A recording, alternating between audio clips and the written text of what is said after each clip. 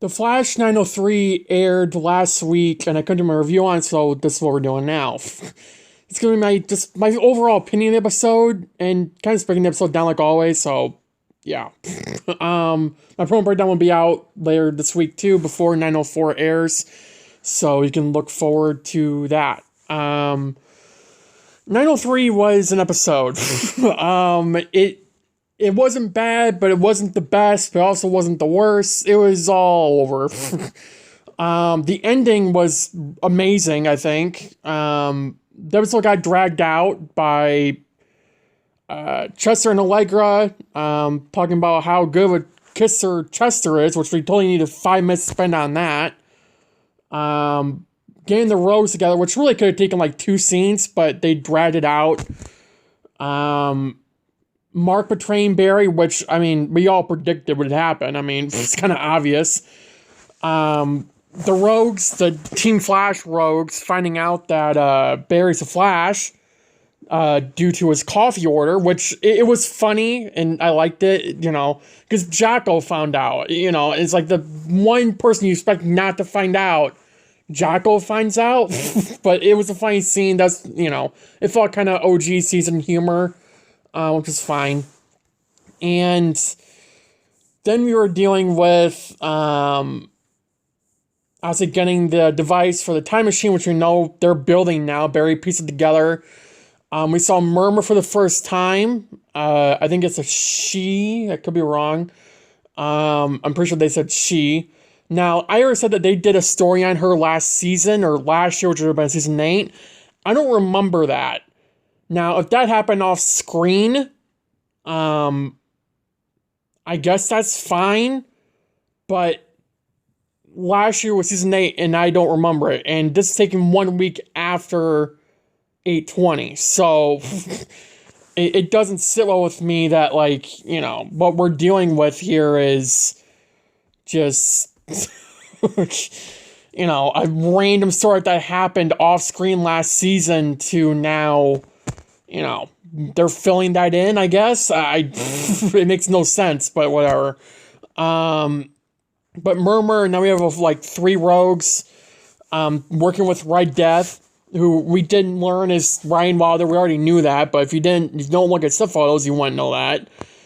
And we also learned that Batwoman is missing. So, which I was not expecting that. That, made my jaw drop, because I wasn't expecting them to say that, here's the new speedster with a bat symbol on his or her chest, but now Batwoman's missing? I mean, that was a jaw dropper. I mean, if you don't look at stuff as Ryan Water being being the Red Death, may have been a surprise to you, but for me, hearing that Batman was actually missing was another whole story, because I wasn't expecting them to do that. And so this makes me wonder if, is this our Ryan Wilder turned robot and Speedforce, or is it a future Ryan Wilder or another Earth? What the hell is going on here? And it really does interest me on what the hell is happening. A little bit. Now, Barry and Red Death finally met this episode, which was kind of pathetic. It was a cool introduction. I wish it was a fight, although Barry couldn't really fight her because she can negate his powers through the negative speed force, which isn't the power that Red Death had in the comics. So this Red Death is more powerful than the one in the comics, but they're not showing enough of her. It's a problem. It's like Barry right now. He's more powerful than he's ever been, and they're not showing enough of it, right? We just saw him face a nuke in 901, a nuclear explosion, sorry. And we just saw him phase through sound waves, and now he's gonna get his butt handed to him by a speedster that can negate his own powers? This isn't like with Thawne. Barry's powers, he still had them, he could still use them. But he legitimately does not have his powers when fighting Red Death. That's something that Barry's never faced before besides Mina, but Mina never legitimately tried to kill Barry. I mean, she came close, I guess, but I mean, this is a villain that could easily be worse than Zoom purely because of the threat. If they actually do her right, which they won't. But the idea that we're supposed to be horrified of her, or Barry's supposed to be, the only reason we're supposed to be scared of her is because she's threatened the Rogues and threatened Barry. That's the only reason. We have zero reason to be scared of this villain. And we're 3 episodes into the 5-episode story arc. Like, when you hear Red Death, like, it should be scary. We should be threatened by this villain. Now, the scene where Red Death zoomed over to Barry and was, like, staring right into his eyes, that was cool and kind of, menacing. But then she just ran off. Why don't you throw some punches at Barry? You've been talking about how much you hate the Flash. Do something. Don't just stare at him and threaten him. Like, Jesus. What kind of... Eric Wallace, I love what he was his name, and, I really wish his name was the last season right now. But, again, that opinion will probably change later on, knowing what we know about the series finale. But, like, come on. We shouldn't be spending 5 minutes on Chegra crap about how good of a kisser Chester is. We don't need 5 minutes of West Allen Baby Moon crap. We need Barry and Red Death being the main focus 904 and 905. Which they better be. Now, Red Death is not the new Negative Avatar. If set photos didn't come out for 913, I wouldn't be saying that right now. I'd legitimately be saying that she probably is. But she's not. Red Death is part of Negative Speedforce, but she's not the new Avatar. Cobalt Blue is. We know that from set photos. So, whatever the hell is going on with Red Death, it's going to be explored in 904 and 905. Is it Ryan Wilder? Is it our Ryan Wilder taking over by Thawne? Is he manipulating Negative Speedforce, making her the new Avatar? Is that why she has blonde hair or white hair, whatever? Is it through Matt Letcher's Thawne? Matt Letcher's Thawne? Because he has blonde hair. Is that resembling through Ryan? Is it Jesse Quick? Is it another Earth merging with the Flash being Jesse? Or a blonde-haired Barry Allen? There's something going on with Ryan with that hair that really throws me off. Because you can't tell me she just randomly dyed her hair to look different. That's not how it works. So, I do think there's someone resembling through Ryan Wilder. We just don't know them yet. I'm betting it's Thawne. It's either... Because it's not Tom's Thawne at this point. It's either Matt's Thawne that's resembling through, or it's Jesse, or another version of Barry that has blonde hair. So, I do think that's someone resembling through Ryan that's trying to break through that can't, like Barry Allen did in the comics with Red Death, through Bruce Wayne. He had that similar thing happen where Barry Allen has blonde hair, Bruce has dark. When the mask is off, he did have like a strand of blonde hair. And, Barry Allen was starting to break through. I wonder if that's the case here. Which I really, really wish that they set this up 2 episodes ago and not now. It should have been set up at 901 or 902. Not for 5 seconds. I mean, that's stupid crazy, But season 9 is off to a rocky start. And the bottom line is that this story could have been 100 times better if Eric Wallace just focused on the villain and the main character, the Flash, instead of 20 different story arcs. I get it, it's the final season, you need to wrap up stuff, but the idea that Eric Wallace has been saying for months now that he hasn't had enough time to do all this stuff when he's been throwing random storylines at us for zero reason, like, no. Season 8 was far better than this, but you won't hear people saying that because they're too focused on West Allen. The bottom line is, Barry and Red Death should have been the main focus. We're too focused on West Allen's Baby Moon, and Keone, which I love Keone. I think she's amazing on the show. But really? Let's focus on Red Death. That is my number 1 priority right now. And it should be the number 1 priority for the show. But it's not. And also, can we talk about Chillane? Why the hell did they put him in Arrowverse Nate's pantsuit? The pants that Chillane is wearing is from Arrowverse Nate's suit. I don't know why the hell they put him in that. They couldn't just give him like a pair of pants that actually matched the suit. You give him green pants with 2 different shades of green on it. Yeah, that's a great suit right there. The only way I noticed it was because the guy who plays Mark, I think it's John Core, posted a stuff of him in the Aerosmith suit pants.